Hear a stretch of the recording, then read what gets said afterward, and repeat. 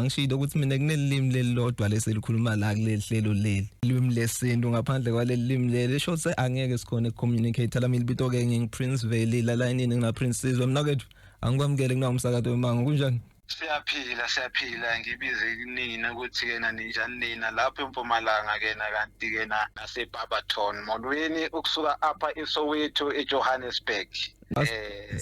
Siphile saka thina siphilile nje la complain akude sijabulele iviki leliphelile thina besingadi ukuthi nayashuwa nje ukhona tuwesintu sathi ukuthi nje emlungu ukuthi ukhona kusijabulisile ke ukuthi simbungade nathi kuleli viki lema Easter ukuthi no ukhona impela nje lamabasi nje phela tono tethu sesiyathi ukuthi no ukhona impela futhi nje sizazongena ke sithi ukungena kumsuziva ngoba phela ukhona kumsuziva ohlobo lwakhe kodwa ke na kunomsuziva kuzobona ukuthi yena singene kushaka ushembe ukuthi kungani lamagama lawa adlalelana negama lika Yashua kumsuziva owodwa into echaza ke leyo angeke sikhulume ngayo ke namhlanje ke nasibheke ekuthini ukuthi ke nasifinqe kahle lemithetho eyesintu kodwa ke namhlanje sesiyifinqile ke imithetho noma ke nasindlalile ithi ngisho kanjalo ukuthi siyidlalile khona vele ithuba lokuthi sibuye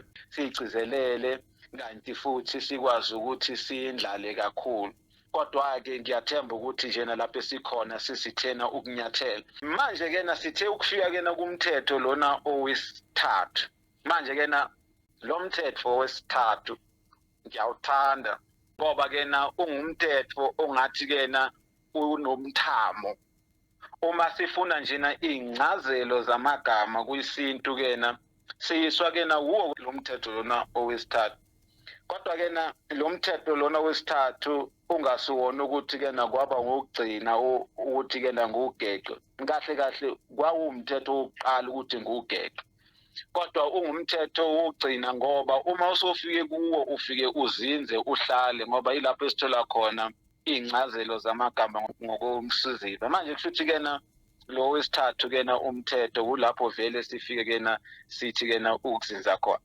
umgomo esizoxoxa ngawo ke namhlanje lo mgomo lona uzosiza ukuthi kena siqonde ukuthi uhlobo lwesintu noma isintu luhlobo njani lwenkulumo ukugcizelela nokufakazela lokho kena sesiqale ngakho kena ukundlala isintu ukuthi isintu suhlobo lwini lwesintu noma isintu uhlobo lwini lolwimi manje kena umgomo kena ilona kena osisizayo kena ukuthi kena siqonde ukuthi umthetho noma umthetho ohamba kanjani sithi umgomo ngithi uba nemimbandela noma uba nemigomo lapha kuyisintu kena nazo zine uyabona ke imibandela ikhona asikathithike ngawo imibandela ngibona sokukhuluma ngako kodwa kena sikhulume ngemithetho sabuya sakhuluma futhi ngemigomo kukhona futhi nezimiso sizoxoxa futhi ngezimiso umgomo usho ukuthi uyakugoba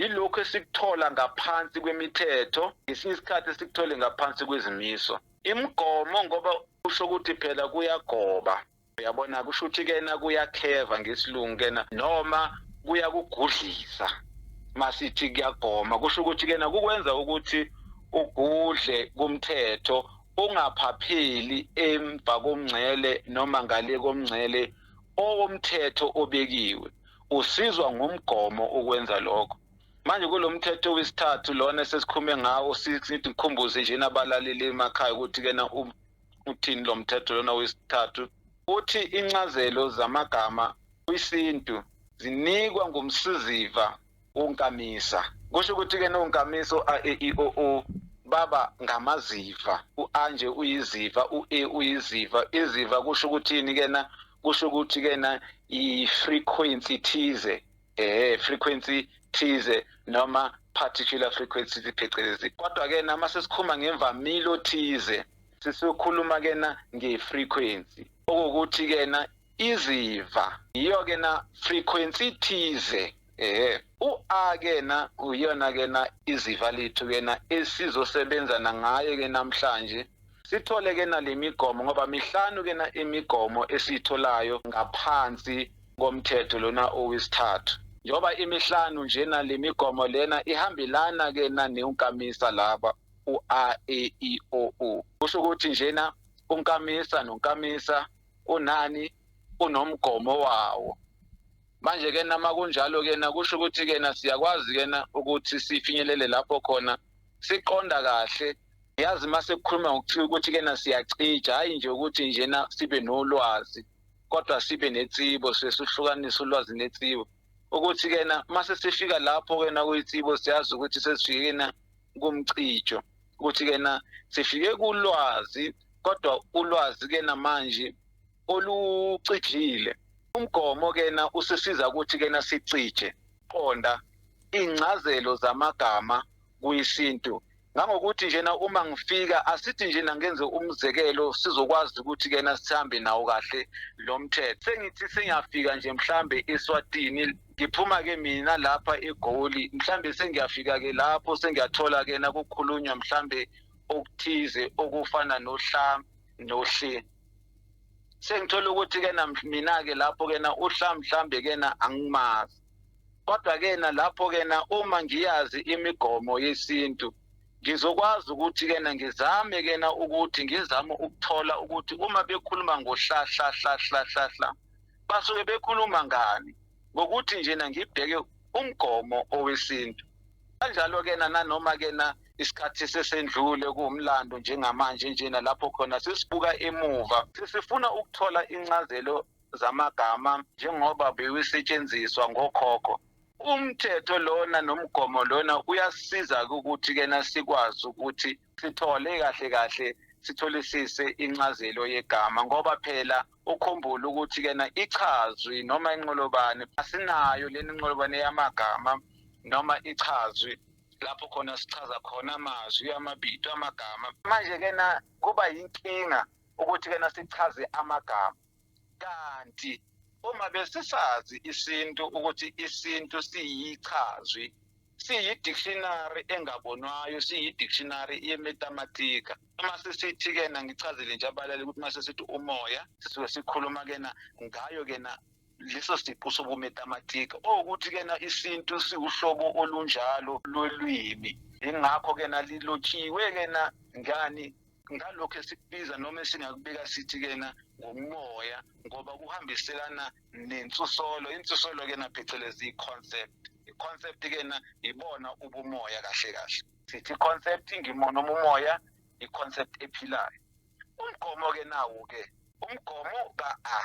Sithatha ke na manje lapha incazelo kahla. Sifuna ke manje ukuqonda kahle ukuthi ke na uhla uchaza. Siyazi ukuthi ke na uhla lona simthola kumthetho wesithathu. Kumthetho wesithathu uhla lona ume kuphi? Akamanga kuhlu, akamanga kuhlo ku-o, akamanga kuhle ku-e. Ume kuphi uhla? Ume kuhla ukuthi ku-a.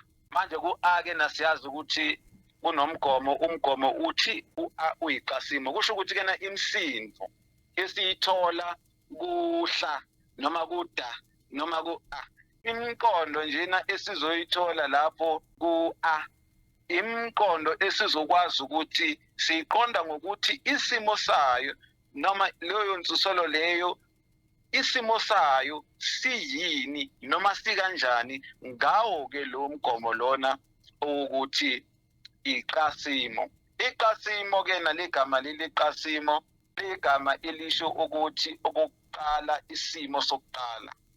Lula ke nje ukuthi ke na isimo sokuqala siyini. Manje ke na kusho ukuthi ke na kubalekile lokho ukuthi sikubambe, ngoba okuningi kuyisintu ke na kulenga la.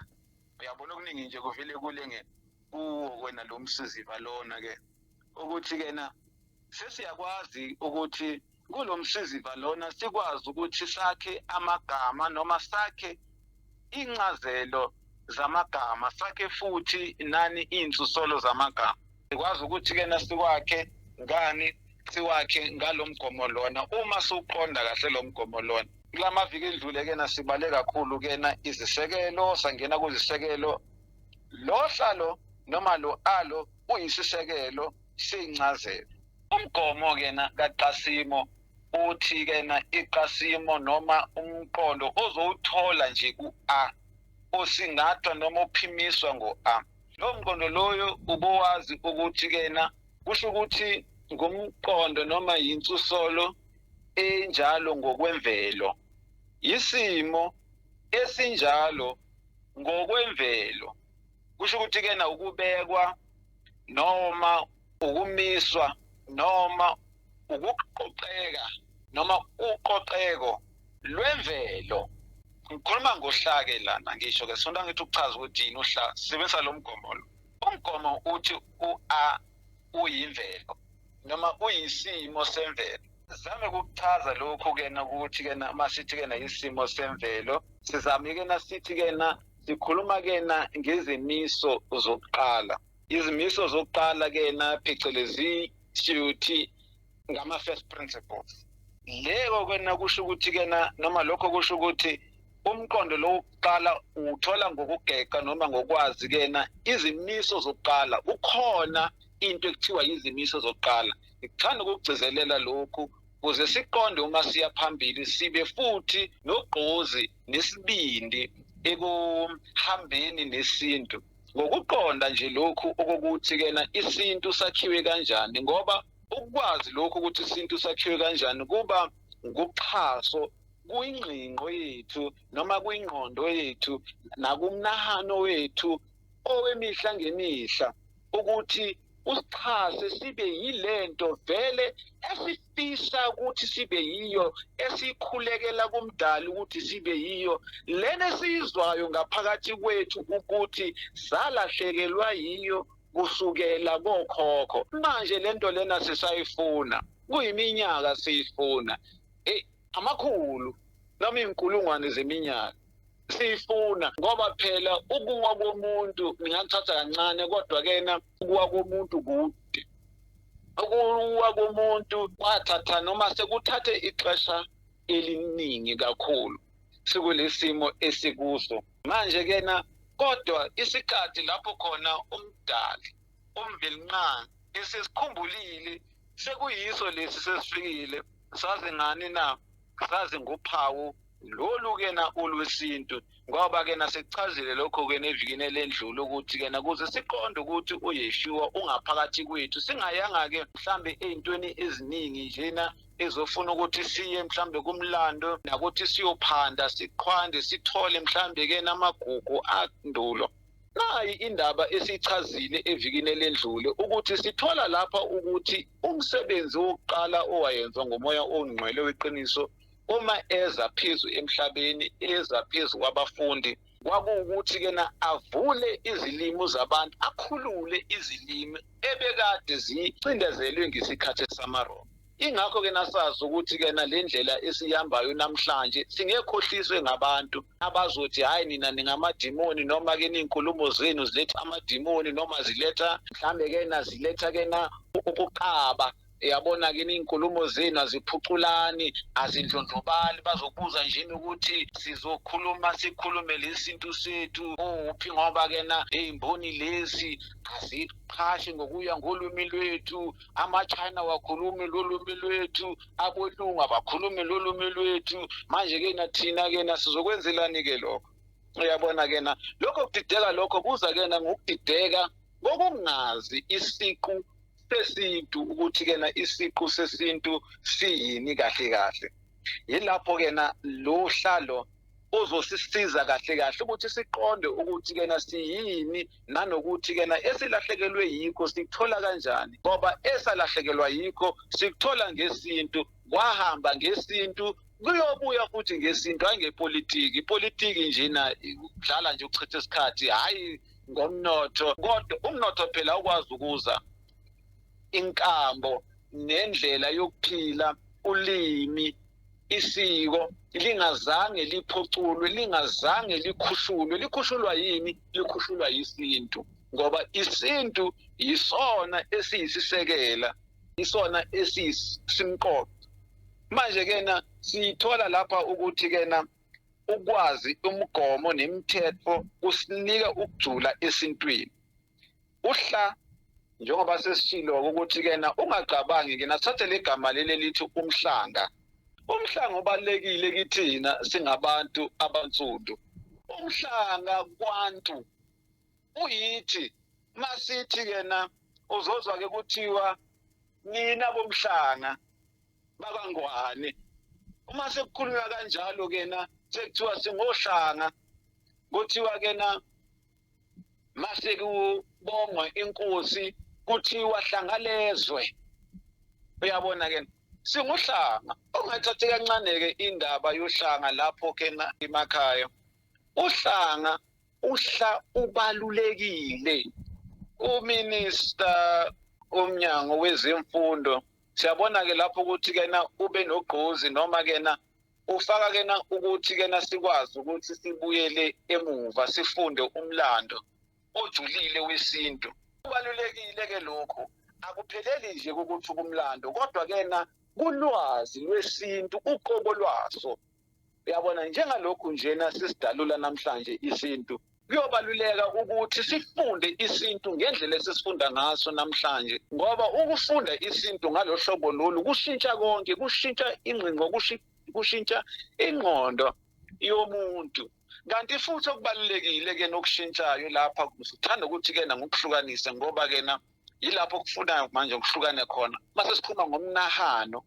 Ukunahana sikhuluma ngokuthatha iphuzu thize elisengqondweni yakho una loyo uphuzu una nam naye nasizwe na una loyo usuke esho into ethize ezokwazi ukuthi kena ixhumanise nento ethize.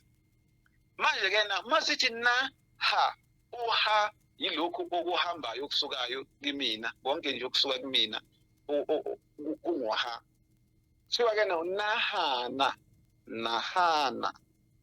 Manje kuthiwa kena kuphuma kena iphuzu elithize liya kwiphuzu elithize. Uma ulalela ke lo mqondo lona uchaza kanjena kuyazivelela ukuthi kufana nalokhu kumathematika emfundweni yemathematika okubizwa ngokuthiwa imorphism. Masithi yini imorphism? Nahana nahano, that's morphic, that's morphism, that's not to think. You see, ingakho ke manje ke kubalekile ukuthi ke sifunde isintu ngoba isintu ke sisize ukuthi sibone ukuthi hayi sinothile. Lento yokuthi sithi hayi lapha yiSwati, lapha yiZulu, lapha yiSuthu, lapha yiSxhosa kusenza sibe mpofu emazwini ekuhlakanipheni nasolwazini. Kanti isintu sithi singuhlanga thina.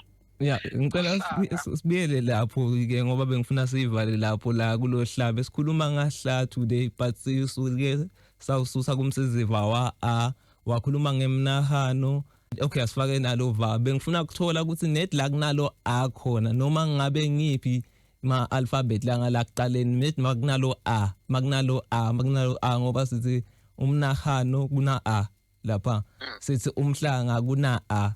Net nokuthola ukuthi net makunalo a akunandzaba ukuthi ngwama alphabet la ngala kuqaleni net makunalo a nguye lo msiziva lokuqala lo. I mean nalomthetho oqala angiloko lebe ngifuna ukuthola ngoba ngikuve mase ubuya uchaza lo mnahano ngabona ukuthi okay nangu lo aso lo uyavela la lo aso lo uyavela. Okay asigcini la inkulumo yethu kambe kuneclass ngomsombuluko kuneclass ngalesibili kuneclass ngomsombuluko ngalesithathu na ngalesina itholakala online la ngomsombuluko iclass ye theory ka Yeshua bese kuba ke nangoWednesdays lapho sikhuluma ngenembelo imfihlakalo nesiphiri sezinamba ngendlela ke nesisigeqa ngaso kwisintu ngendlela ke esiba nomthelela ulwazi olukhona namhlanje ekusukeni ezinambeni ekubaleni kwesintu uWednesday ke inembelo uLwesithathu bese ke kuba ke nokuthi ke sixoxa ngesintu ke ngolosine konke lokho kwenzekala ke uma siligamenxe ihora lesithupha kodwa ke ngolwesithathu sizobekena ihora lesithupha nje empondweni. Kambe ku social media bakulandzela lapho ngoba ngibona uphethe leli bhuku lesintu lapha ukuthi akubona lula umuntu masekathi ukuthi leli bhuku lesintu likhona bakakulandzela ku ngoba nelipage lesintu likhona ngini kukho khona lapho ke kwisintu avele nje athi umuntu isintu ku Facebook uzovele ke asithole lapho basithande like ke bese ke bayaqhubeka ke baya na ku X ke ku Sizwe Prince T bangithole ke lapho abalaleli emakhaya kuningi nje okuzayo sakha namanje i-AI, artificial intelligence yesintu, okuzoba into njena enhle kakhulu. Noma saqala ke manje ngechazo yayo, sizobuye ke nasiye ngoqhubeka ngakho ke nasithi emakhaya abantu baxhase lo msebenzi, bamamele umsebenzi ngoba sekuyisikhathi nje sakhona sokuthi sifinyelele kwisintu, sikhululeke. Nakwethu sibonge kakhulu, mina ngeke ngithi ungijabulisile last week, ungihlekisa mawuzwela kumnanzi kufa, so this week awukafiki kuleli phuzu lelo. Siyabonga futhi. Hayi, ngibonge mina Camagu.